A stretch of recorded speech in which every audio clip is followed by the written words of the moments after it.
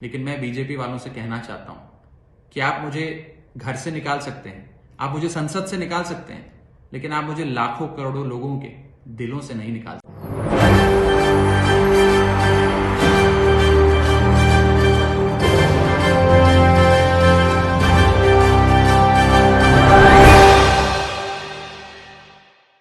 नमस्कार, मैं नाज़मीन खान और आप देख रहे हैं SPN9 न्यूज़। आम आदमी पार्टी के सांसद राघव चड्ढा बेशक राज्यसभा से निलंबित हैं, लेकिन उनके हौसले बताते हैं कि यहां पर लड़ाई अभी भी जारी है।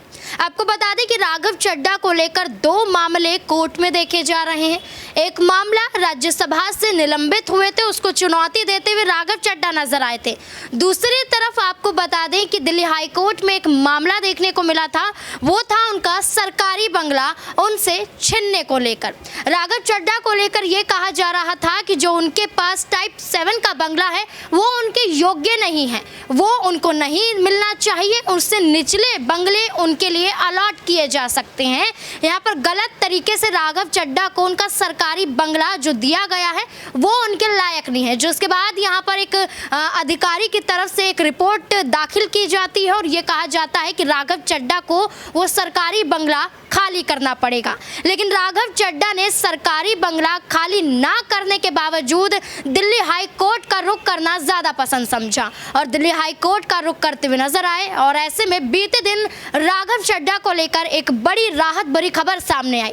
राघव चड्ढा को लेकर देखा गया कि दिल्ली हाई कोर्ट की तरफ से जज ने यह फैसला सुनाया, जो टाइप 7 का बंगला उनका है वो उनके पास ही रहेगा, उनसे कोई नहीं छीन सकता।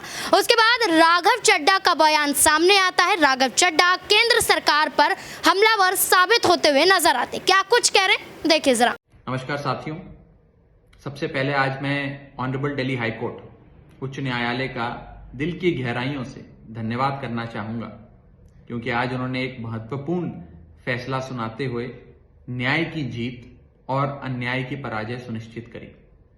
जी हां, निचली अदालत द्वारा मेरे सरकारी निवास से संबंधित जो फैसला आया था, आज ऑनरेबल दिल्ली हाई कोर्ट ने उस फैसले को खारिज किया, उसको दरकिनार करते हुए मेरे पक्ष में, न्याय के पक्ष में फैसला सुनाया। साथियों, ये लड़ाई कोई मकान बचाने की या दुकान बचाने की नहीं है, ये लड़ाई संविधान को बचाने की। और मुझे खुशी है कि आज इस लड़ाई में न्याय की जीत हुई, अन्याय का पक्ष हारा, सत्य जीता, असत्य हारा। लेकिन शायद ही भारत के संसदीय इतिहास में ऐसा कभी पहले देखा गया होगा कि एक छोटी सी पार्टी के एक छोटे से सांसद को इस प्रकार से प्रताड़ित किया जा रहा है, टारगेट किया जा रहा है। मैंने आज तक 2 बार राज्यसभा में भाषण दिया, स्पीच दी। जब पहली बार मैं बोला राज्यसभा में, अपनी मेडन स्पीच थी, उसके कुछ ही दिनों बाद मेरे सरकारी आवास को कैंसिल करने के लिए मुझे चिट्ठी आ गई। जब दूसरी बार मैंने राज्यसभा में भाषण दिया, उसके बाद तो मुझे राज्यसभा से ही निलंबित कर दिया, सस्पेंड कर दिया। इस प्रकार का राजनीतिक द्वेष और राजनीतिक बदलाखोरी से लिए गए फैसले शायद ही कभी राज्यसभा के इतिहास में कभी देखे गए हों। आए दिन हम देखते हैं कि गैर भाजपा राजनीतिक दल, विपक्ष के जो राजनीतिक दल है, इंडिया गठबंधन के जो दल हैं, उनके नेताओं को चुन चुन के प्रताड़ित किया जा रहा है, टारगेट किया जा रहा है। लेकिन मैं बीजेपी वालों से कहना चाहता हूं कि आप मुझे घर से निकाल सकते हैं, आप मुझे संसद से निकाल सकते हैं, लेकिन आप मुझे लाखों करोड़ों लोगों के दिलों से नहीं निकाल सकते। बहुत बहुत शुक्रिया। जय हिंद, जय भारत।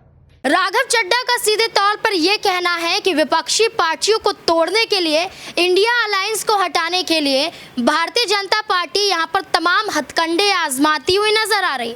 यहां पर राघव चड्ढा के खिलाफ हो, संजय सिंह के खिलाफ हो, मनीष सिसोदिया के खिलाफ हो, या फिर दिल्ली के मुखिया अरविंद केजरीवाल के खिलाफ हो, लेकिन वो हार मानने वालों में से नहीं है।